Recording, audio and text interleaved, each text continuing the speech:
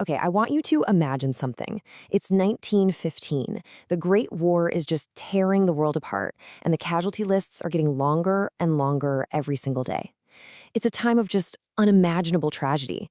But what if someone told you that this whole catastrophe was actually a good thing, that it was a necessary cure? It's a shocking idea, so let's get into it. See, this book wasn't written decades later with the benefit of hindsight. Nope, it was written right in the thick of World War I. The discipline of war is this incredible window into a mindset that's desperately trying to find some kind of meaning, even a divine purpose, in the middle of absolute horror.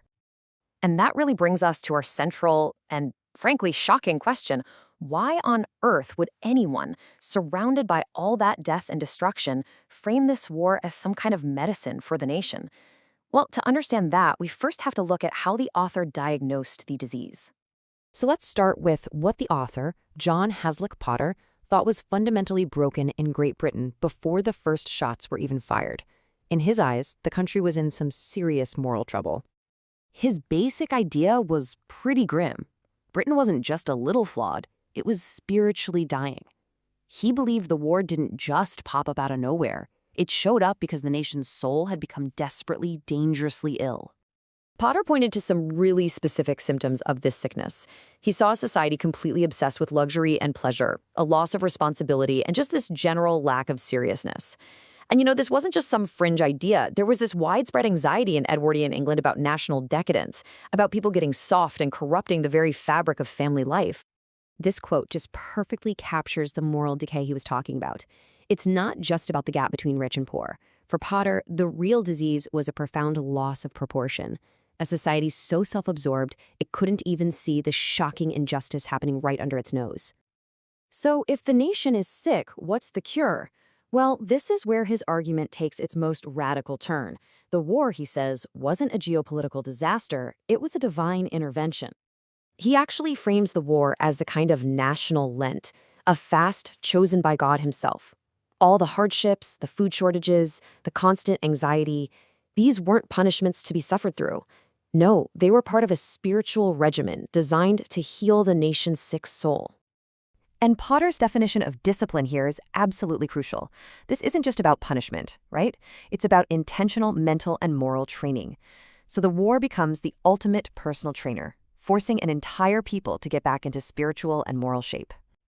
So how exactly was this national discipline supposed to work on a personal level? Well, according to Potter, a healthy nation has to be built from strong individuals.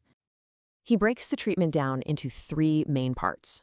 The war, he argued, would enforce a discipline of the will, a discipline of the body, and a discipline of the soul, basically reforging the character of every single person it touched. First up, the will. I mean, just think about the choice a soldier makes. He leaves a warm, comfortable home for the absolute horrors of the trenches, all because of a sense of duty. That one act, that choice, strengthens the will by replacing the selfish principle of me with the principle of a higher cause. Next, the body. The pre-war obsession with comfort, Potter argued, had made people physically and morally soft. So the sheer hardship of military life would brace them up, make them tougher. This kind of connects to a bigger cultural movement at the time, sometimes called muscular Christianity, which basically equated physical toughness with moral strength. And he really took aim at the vice of alcohol, which he called a form of false patriotism. He illustrates this with this just scathing poem. It's about a civilian who thinks he's being a great patriot by buying a new recruit a bunch of drinks. You can just picture it. He's waving a flag, slapping the soldier on the back, and getting him hammered, all for England's sake. But then, the next morning, that young soldier is just consumed with shame. The so-called patriot, he feels nothing. But the soldier, who has a uniform to keep clean and a duty to uphold, he's lost his dignity. That is the discipline of the body he's talking about, learning true strength over cheap, easy indulgence. And finally, we get to the discipline of the soul, which was the ultimate goal, the whole point of the exercise. This meant completely reorienting a person's life. Your time, your money, your talents, they weren't just for you anymore. They were for your community, your family, your nation. It was about choosing a life of service over a life of self. Okay, but this brings us to the unavoidable, brutal reality of it all. This healing, as he called it, came at the price of just immense, gut-wrenching pain and suffering. So how could anyone possibly justify that? It's the question we're all asking, right? How can you look at the slaughter of an entire generation and call it a positive force? Well, Potter's answer gets to the very heart of his entire worldview. He creates this really stark contrast. A life of ease and comfort, he argues, just breeds weakness and selfishness. But suffering, paradoxically, that's what forges all the virtues we actually value: moral strength, deep character, and genuine sympathy for other people. This quote right here is the absolute key to his entire argument.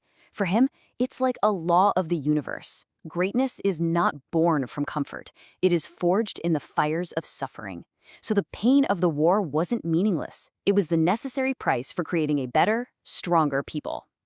So if the nation submits to this brutal discipline, what's the end goal? What does this healed nation actually look like in the end?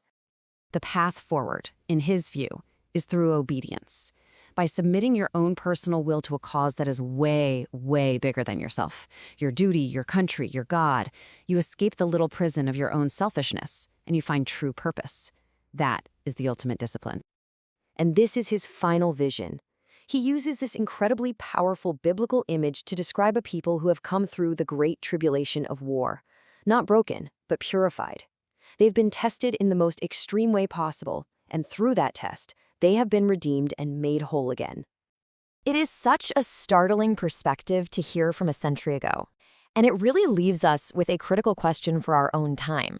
When we face our own crises, whether they're personal or national or even global, what stories do we tell ourselves to make sense of the suffering?